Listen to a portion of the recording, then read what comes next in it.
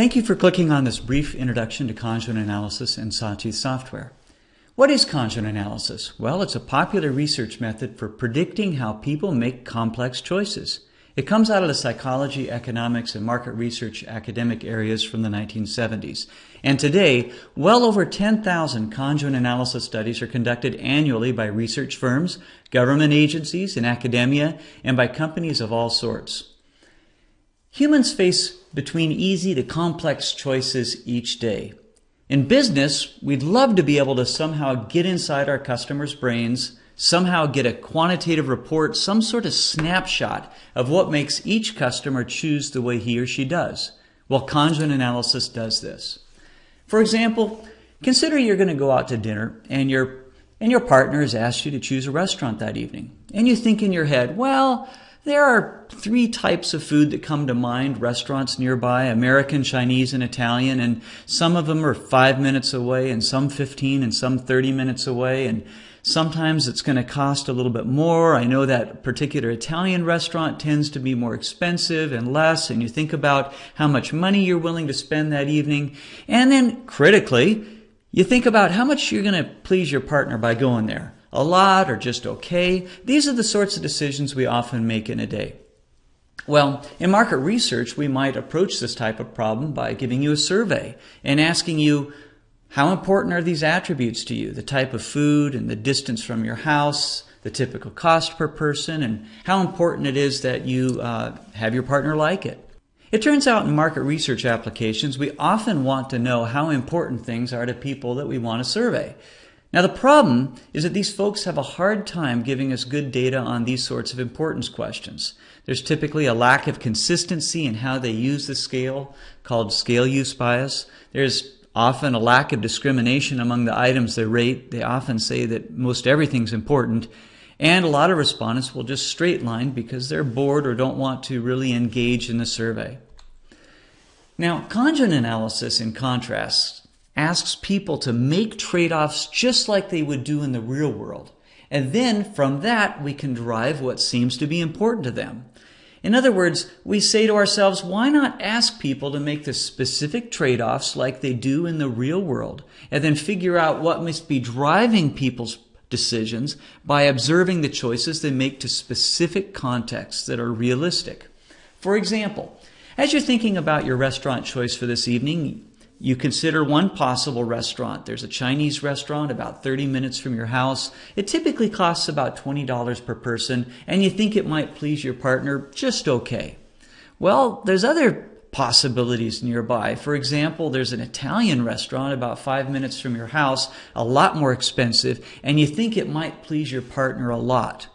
Well, you might think about those 2 options. You got the Chinese restaurant, it's farther away, it's a little bit cheaper, and you think it might not please your partner as well as the other one, which is more expensive but closer to your house, and you can see that there's a trade-off involved.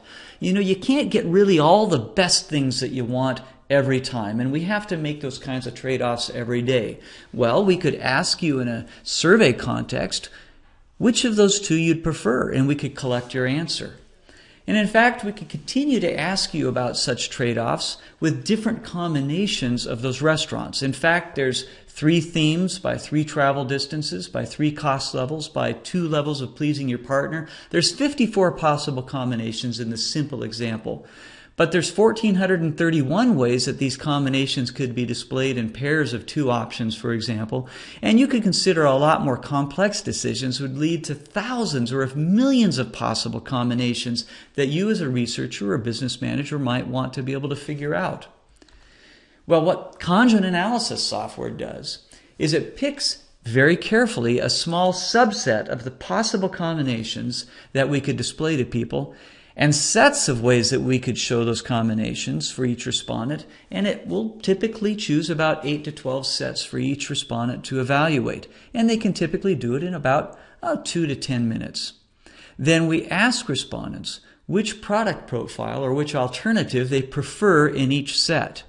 We use those answers, repeated answers across individuals of different scenarios and different combinations of levels to figure out how important each attribute is in deriving in driving their decisions, and which levels within each attribute are preferred and by how much.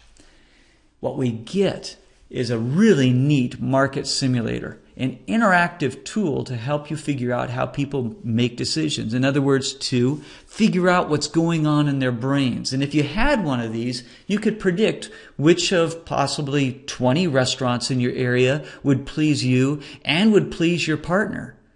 If you're a marketer, you could predict how modifications to your existing product line or extensions of your product line would likely perform in the marketplace versus your competitors' products. That'd be a really powerful thing to have. Sawtooth Software is the consensus leading provider of conjoint analysis or discrete choice software in the world today. We've been in business since 1983. We're also the leading provider of conjoint analysis training events and conjoint analysis conferences. We have thousands of customers and we have a reputation for superior customer service. Our most popular products for conjoint or related trade-off analysis are CBC, also known as choice-based conjoint, and we also have an adaptive variant of that called ACBC.